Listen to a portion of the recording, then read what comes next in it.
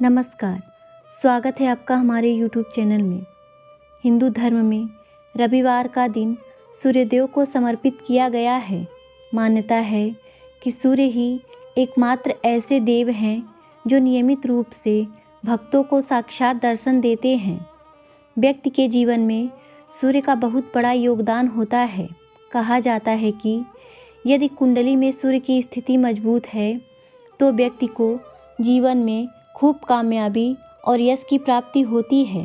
वहीं यदि कुंडली में सूर्य की स्थिति ठीक नहीं है तो जीवन में कई तरह की परेशानियों का सामना करना पड़ता है। ऐसे में सूर्यदेव को प्रसन्न करने के लिए रोजाना सुबह सूर्य को जल देना चाहिए। हिंदू धर्म में सूर्य को देवता की तरह पूजा जाता है। ज़्यादातर लोग सुबह पूजा पाठ करने के बाद सूर्य को अर्घ देते हैं। सूर्य को अर्घ देने से भाग्योदय होता है और मान सम्मान में वृद्धि होती है। इसके अलावा यदि किसी कारण विवाह में देरी हो रही है तो नियमित रूप से सूर्य को जल देने से शीघ्र ही अच्छे रिश्ते आते हैं। लेकिन सूर्य को जल देते वक्त कई बातों का ध्यान रखना चाहिए। आइए जानते हैं कि सूर्य देव को जल देते समय किन बातों का ध्यान रखना चाहिए। इससे पहले अगर आपने हमारे चैनल को सब्सक्राइब नहीं किया है तो कर लीजिए। ऐसा माना जाता है कि अगर सूर्य को जल अर्पित करते समय लोटे में कुछ चीज़ों को मिला दिया जाए तो सूर्यदेव उसे लाख गुना करके लौटाते हैं। सूर्य को जल चढ़ाते समय ध्यान रहे कि तांबे के बर्तन में ही चढ़ाएं।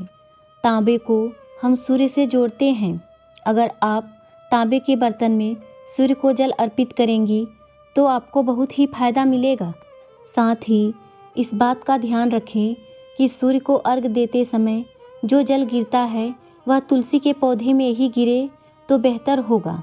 ऐसा इसलिए क्योंकि इस जल को पवित्र माना जाता है।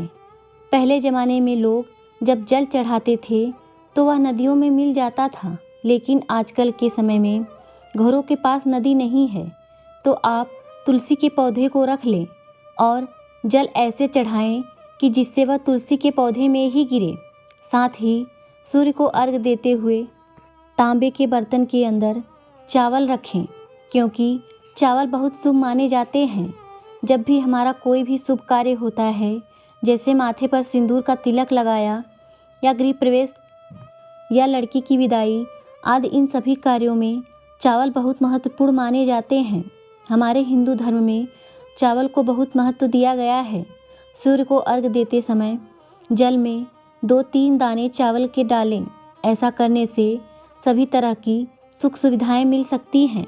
तांबे के लोटे में पानी लेकर उसमें लाल रंग की रोली डालकर अर्घ देने से सूर्य दोष में कमी आती है। इसके अलावा लाल रंग को हम सूर्य की किरणों से जोड़ते हैं।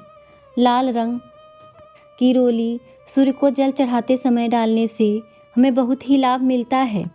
सूर्य को जल अर्पित करते समय कोई भी सूर्य मंत्र जैसे ओम घृणी सूर्य आदित्य नमः, इसका मतलब जो सूर्य की किरणें हैं उनको मैं ग्रहण करूं, अर्थात वह मेरे अंदर रहे और सारी गंदगी को दूर हटाए, यह मंत्र बहुत अच्छा होता है आदि इन सभी बातों को ध्यान में रखकर सूर्य को जल चढ़ाएं।